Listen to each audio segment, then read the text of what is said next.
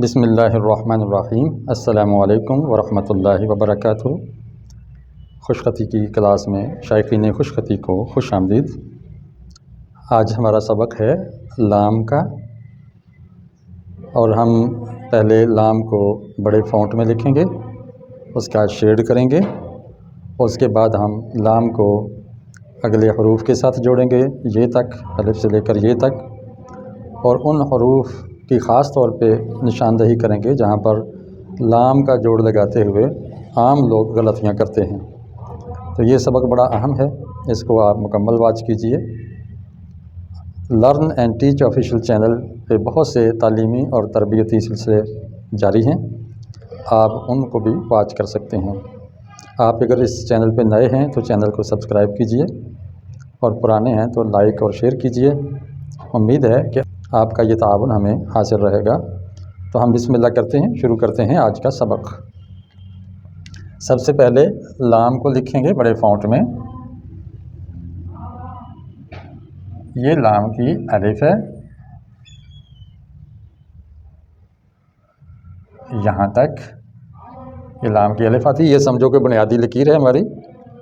तो याद रखिए कि लाम का दायरा आधा नीचे उतरता है, और ये जो अलिफ सीधी है वो इस लकीर तक आएगी, इससे नीचे नहीं उतरेगी। बाज़ लोग इस अलिफ को यहाँ तक ले आते हैं और यहाँ फिर दायरा बनाते हुए उस दायरे को समेट देते हैं, जिससे उसमें गलती आ जाती है। ये दायरा रहा, और इधर दायरा जब आता है दाएं से बाएं की तरफ, तो दायरा लकीर से तकरीबन 2 कत ऊपर जाता है। ये हमने इसकी मोटाई बना ली। यहाँ पर इसकी मुकम्मल मोटाई होती है, मुकम्मल कत यहाँ पे आके हो जाता है। इधर जाएं तो तब भी बारीकी शुरू हो जाती है, ऊपर जाएं तो तब भी बारीकी।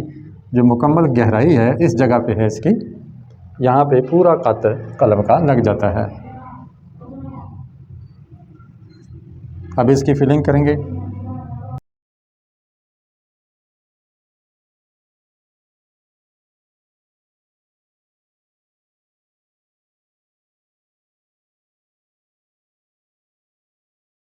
बस लाम। अब हम इसका शेड लगाएंगे। तो इधर से रोशनी हो तो इस तरफ साया आएगा इसका। शेड का माना होता है साया, और पहले बताया है कि शेड अगर उसी कलर का दें जिस तरह की लिखाई है, तो फिर हम शेड को लिखाई के साथ जोड़ेंगे नहीं, थोड़ा फासला रखेंगे ताकि लिखाई की शक्ल बिगड़ न जाए। और ये अंदर भी इसका इतना सा साया बन जाएगा। जहाँ ये ऊपर का साया ख़त्म होता है, नीचे वाला साया उधर से शुरू होता है। ये देखिए हमारा शेड हो गया लाम। लाम के बाद जोड़ें अलिफ, इस तरह जोड़ेंगे। लाम को यहाँ तक लाएंगे और उसके अंदर हम अलिफ लिखेंगे। गलती क्या होती है कि लाम को यूँ बच्चे पूरा लिख देते हैं नीचे तक, और यहाँ पर उसका अलिफ बना देते हैं। ये गलत है। लाम पूरा नहीं लिखना, लाम आधा लिखेंगे। लाम का सिरा इतना आता है। ये अलिफ लाम जो है ये बिल्कुल सीधा आएगा, और यहाँ से लकीर से ज़रा ऊपर से हम इसका मोड़ शुरू कर देंगे।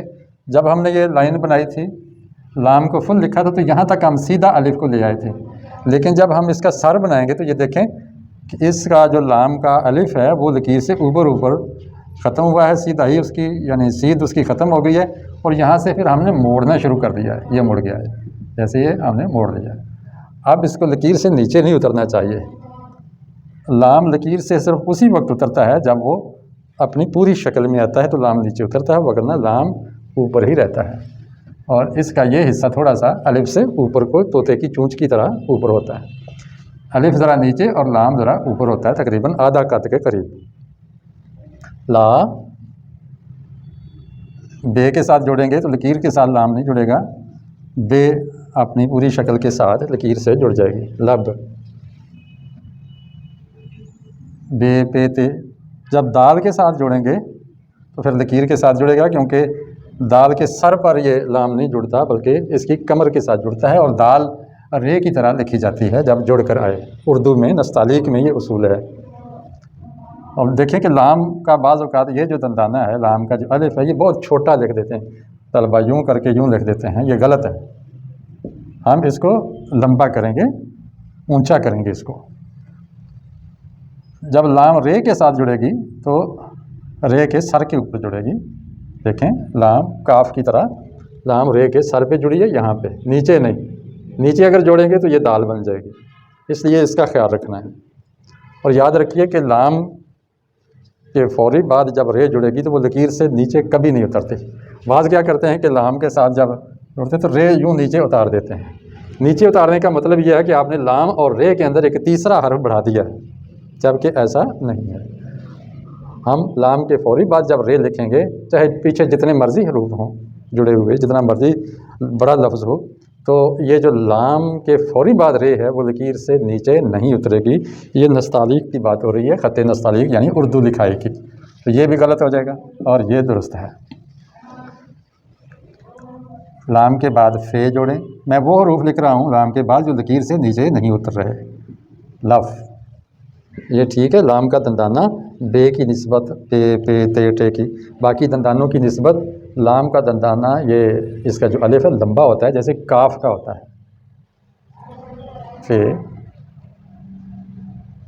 लाम के बाद वाओ, ये लकीर से नहीं नीचे उतरेगी।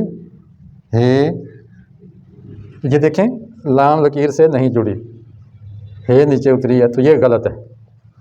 कैसे करना है कि लाम को हम यूँ गोल करके और यूँ लकीर के साथ जोड़ेंगे, गोलाई के साथ, बिल्कुल जैसे हमने अलिफ, लाम के बाद अलिफ लिखना था तो हम थोड़ा सा यहाँ तक ले आए इसका सर।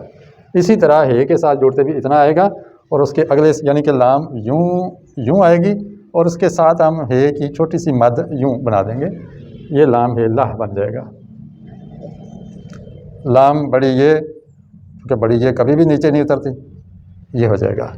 बाज़ लोग क्या करते हैं कि लाम के बाद यूँ बड़ी ये से पहले दंदाना बड़ी ये का बना देते हैं और ये गलत है। लाम ये ले, ये बड़ी ये का दंदाना नहीं होता जब ये आखिर में आए। तो बाज़ औक़ात बड़ी ये दरमियान में आती है और मोटी आवाज़ देती है, जैसे जाए मजहूर, जैसे लेकर और लेकिन, उस वक्त उसका दंदाना होता है। आखिर में आए तो बड़ी ये का दंदाना नहीं होता। तो ये हो गए आज के हमारे हरूफ जिनके साथ हमने लाम जोड़ी है। क्या तरीका ठीक है, क्या गलत है, ये आपने सीख लिया।